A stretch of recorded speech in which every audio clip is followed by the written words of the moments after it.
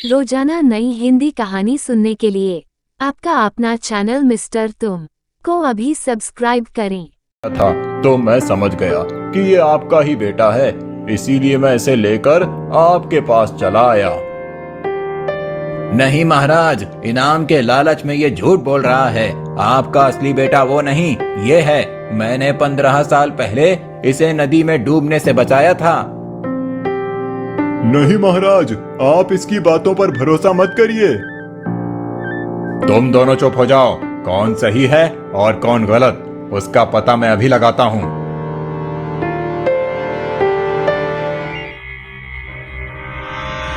सैनिकों, इन चारों को बंदी बना लो और झूठ बोलने के इल्जाम में कैद खाने में बंद कर दो। महाराज, आपने कैसे पहचाना कि वो दोनों ही झूठ बोल? हमारे बेटे और इस राज्य के राजकुमार के दाहिने हाथ में पैदाइशी काला निशान था। उन दोनों लड़कों के हाथ में वो निशान नहीं है। इसका मतलब ये हुआ कि इनाम के लालच में वो दोनों आदमी ही झूठ बोल रहे थे। महाराज की जय हो, आपकी नजर से सच नहीं छुप सकता। ये दोनों भी झूठे निकले। लगता है इस जन्म में मैं अपने बेटे का मुंह कभी नहीं देख पाऊंगी। गोपी को इस बात का पता चल चुका था कि राजा के पास बहुत से लोग नकली राजकुमार लेकर जा रहे हैं और राजा उनके झूठ को पहचान कर उन्हें कैद खाने में डाल देता है।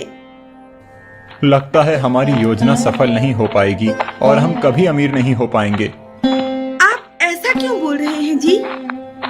राजा के पास बहुत सारे लोग नकली राजकुमार लेकर जा चुके हैं और राजा उन्हें झट से पहचान लेता है और उन्हें कैद खाने में बंद कर देता है। मुझे तो बहुत डर लग रहा है।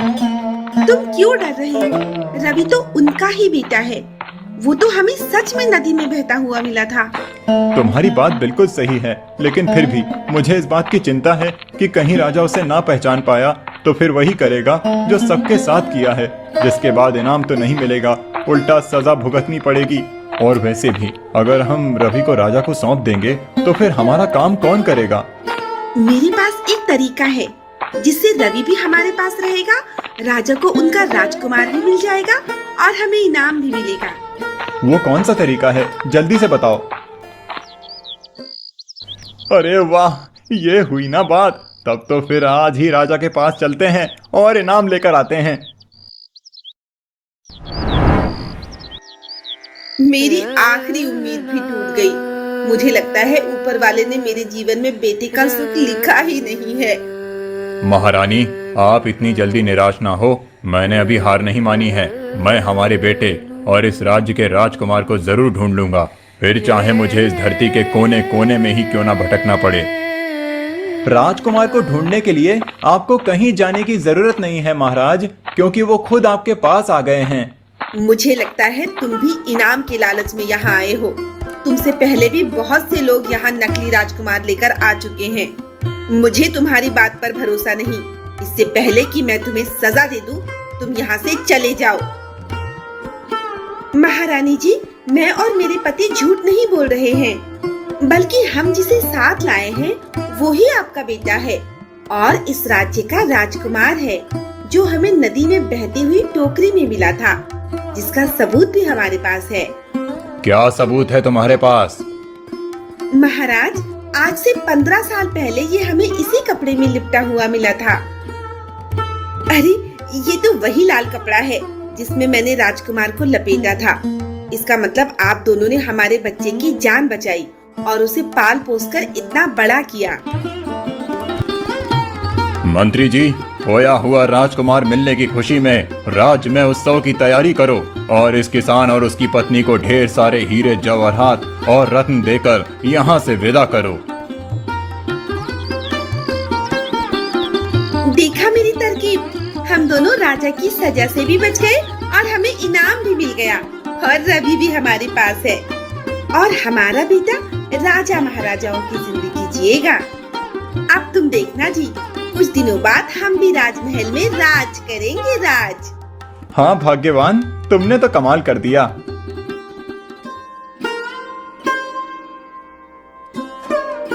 अरे, ये तो राजकुमार नहीं है। उस किसान ने मुझे बेवकूफ बनाया। इसकी सजा उसे जरूर मिलेगी। बेटा, अब तुम अपने कमरे में जाकर सो जाओ।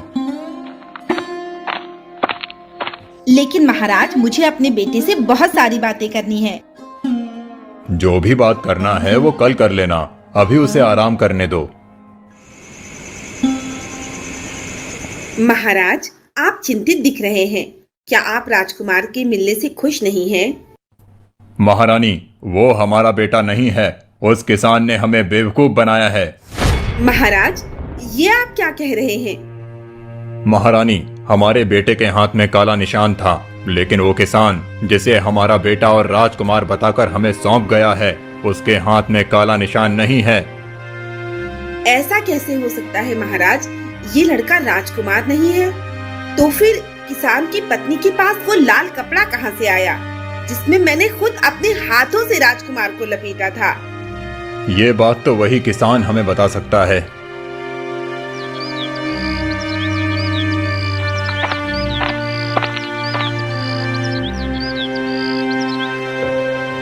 महाराज, आपने यहाँ आने का कष्ट क्यों किया? मुझे बुला लेते, मैं ही आ जाता। अरे ये क्या? इस लड़के का चेहरा तो बिल्कुल मेरे जैसा ही है। कहीं ये कौन है? महाराज, ये हमारा बड़ा बेटा रवि है। मुझे लगता है ये किसान एक बार फिर मुझसे झूठ बोल रहा है।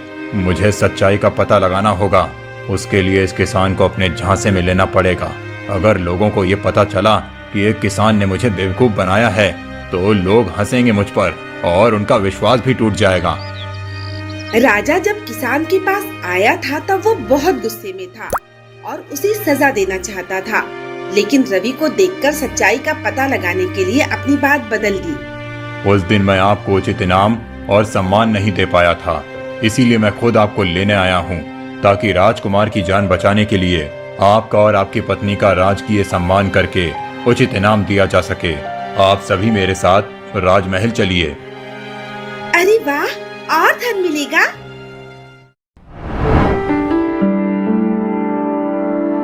महाराज, जल्दी से हमें हमारा इनाम दे दीजिए ताकि हम यहाँ से जा सके।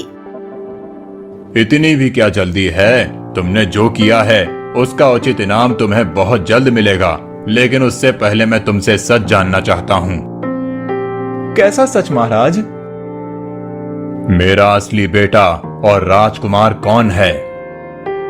ये है महाराज। तुम दोनों ने मुझे बेवकूफ समझा है। सच सच बताओ, असली राजकुमार कौन है? नहीं तो मैं तुम्हें भूखे शेरों से भरे पिंजरे में डलवा दूंगा। वो तुम्हें जिंदा ही खा जाएंगे। महाराज, मुझे क्षमा कर दो। मुझसे बहुत बड़ी गलती हो गई। मैं सच सच कह रहा हूँ, रवि ही राजकुमार है। इनाम के लालच में आकर मैंने और मेरी पत्नी ने आपसे झूठ बोला था। महाराज तो मजाक कर रहे हैं। महल में शेर तो है ही नहीं, लेकिन तुमने लालच में आकर जो झूठ बोला उसकी सजा तो मिलेगी। हमें क्षमा कर दीजिए महारानी जी।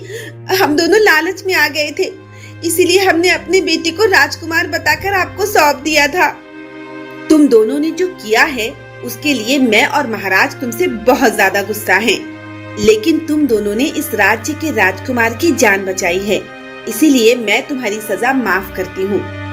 अभी इसी समय यहाँ से चले जाओ।